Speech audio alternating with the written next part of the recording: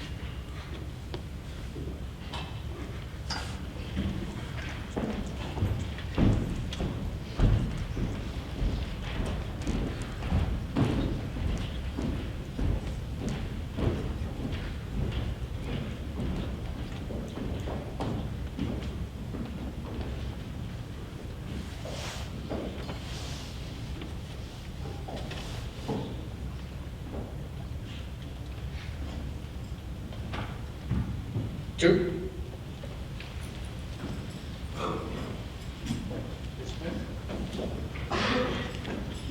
I pledge allegiance to the flag of the United States of America and to the republic for which it stands, one nation, under God, indivisible, with liberty and justice for all. You may be seated. All right.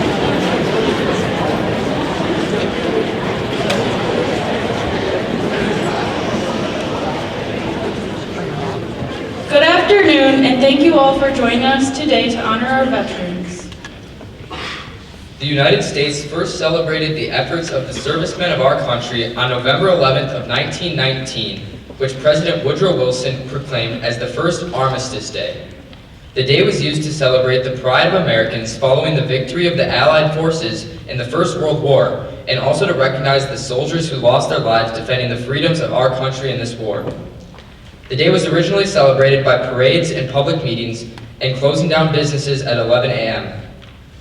Though it was celebrated annually, Armistice Day did not become a legal holiday in the U.S. until 1938. Following World War II and the Korean War, many pushed for a day to honor the soldiers who fought in these wars as well. In 1954, Congress amended their original act to replace the word armistice with veterans, to create a legal holiday that would celebrate all members of the military who had fought to protect the United States of America. Former Supreme Commander and President Dwight Eisenhower was proud to be influential in adapting this day in order to celebrate all American veterans for their patriotism and their unconditional willingness to fight and sacrifice their lives for the love of their country. And we are also happy to celebrate these things with the veterans here today. Thank you.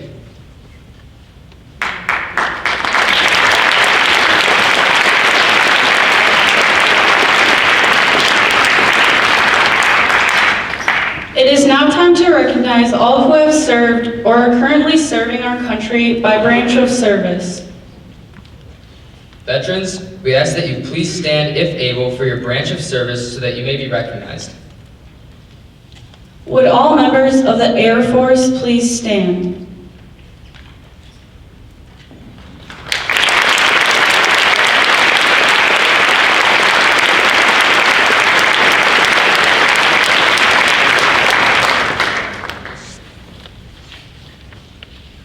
Would all members of the Army please stand?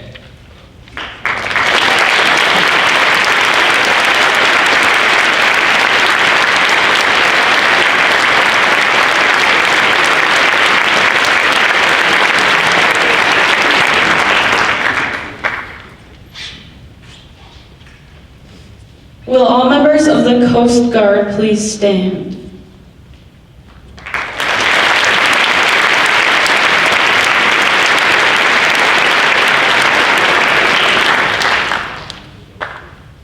Would all members of the Marines please stand?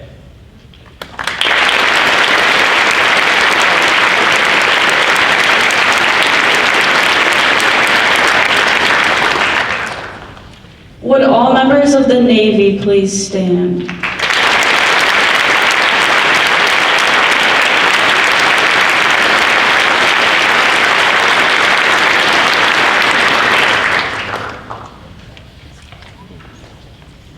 Thank you for your service to our country. It is an extreme honor to have you in our presence here today. The Monroe High School Chamber Choir, led by Mr. Alex Lentz, will now perform "In Flanders Field."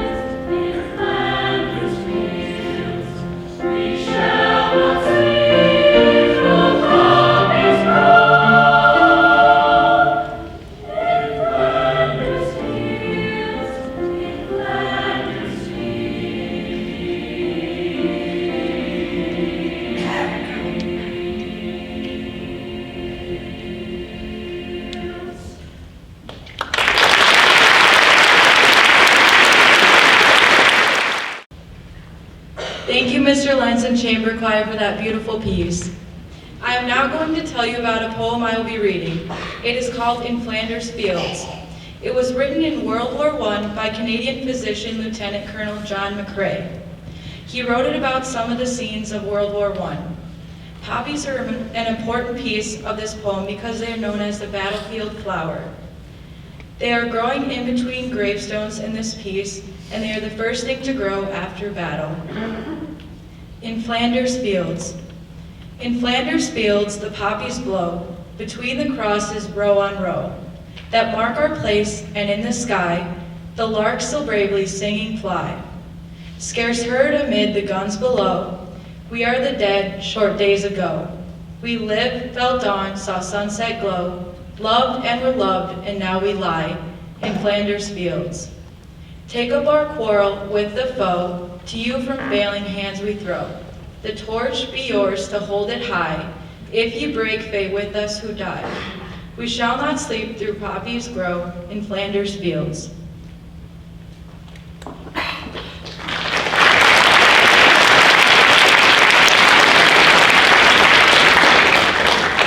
Thank you, Chloe. Now I would like to introduce our speaker, Mrs. Chandra Depri. Mrs. Depri is a librarian here at the high school. She served in the Air Force as part of the Commander's Support Staff for 4 years. Please join me in welcoming Mrs. Depri.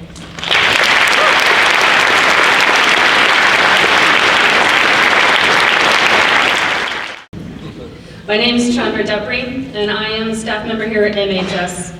I would like to extend my deepest appreciation to Sherry Hendrickson and the FBLA officers who planned and organized this program for our veterans. Thank you, veterans, for attending today. Your presence here in this fine weather speaks to the character the military instills in its service members. Your contributions to our country and our community are priceless. Please know that you are valued and we honor you today. I come from a generational line of veterans, as many of us do, and honoring their legacy has been important to me. Both of my grandfathers served in World War II, my uncle's in Vietnam, and my husband is a Navy veteran. I too have served, and I'm thankful to be a part of this community that places a high regard on veterans and goes above and beyond to recognize them throughout the year. The sacrifice of our veterans has not gone unnoticed, and today we reflect on the selfless service of the men and women who rose to the call to defend our nation. We can tell them thank you for your service, words that we know don't truly express our appreciation, but are still a small offering of gratitude for their sacrifice. My hope is that this program goes beyond that statement and extends to the community that we value all who have served and are proud of the boys and girls who ventured out as men and women to carry the burdens of defending our nation's freedoms. On the 11th hour of the 11th day of the 11th month, an armistice was enacted between Germans and Allies to end World War I. This date was originally called Armistice Day, like Hale spoke about. And 36 years later, President Eisenhower changed the name to Veterans Day, which commemorates veterans of all wars. We are not alone in celebrating Veterans Day, and although it's referred to differently in other countries, the date and the sentiment is the same. I am proud to share in the global recognition of all veterans and appreciate you being here to acknowledge them with us. As we carry on with our daily tasks, let us be aware that we interact with veterans more than we realize. They are grandparents, doctors, teachers. They are engineers, athletes, and artists. They are the myriad of colorful threads that, woven together, create the fabric of this exceptional nation. These men and women made the commitment to act upon whatever call our country asked of them. They have seen the unimaginable, endured the unthinkable, and overcame the impossible. Often they have returned to us incomplete, physically or emotionally, but they've returned, and they carry on in their quiet way as civilians. If you observe closely, you can see them in the integrity in which they lead their lives, in the careful and calculated manner they complete tasks, and in the devotion they have to making this community and nation a better place. Thank you for being here today to honor our veterans, and thank you, veterans, for your service.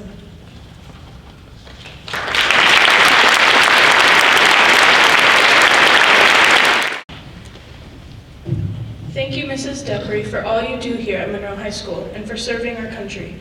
Please join me in a moment of silence in recognition of those sacrifices of those who have served the United States and our allies, their families, and those who paid the ultimate price in war.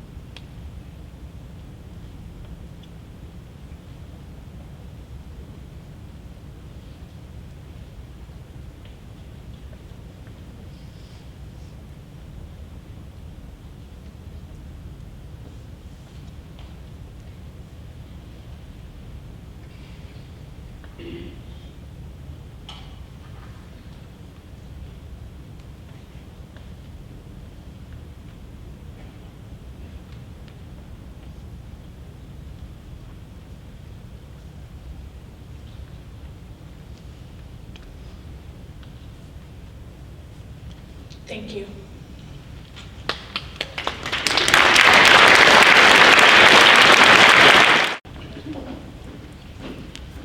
Will the honor guard go to their stand?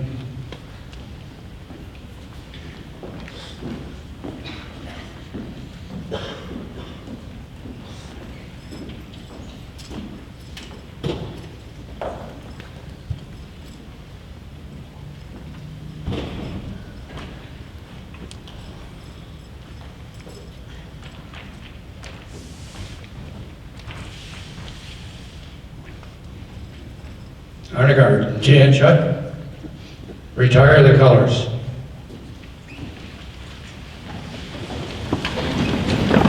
And salute.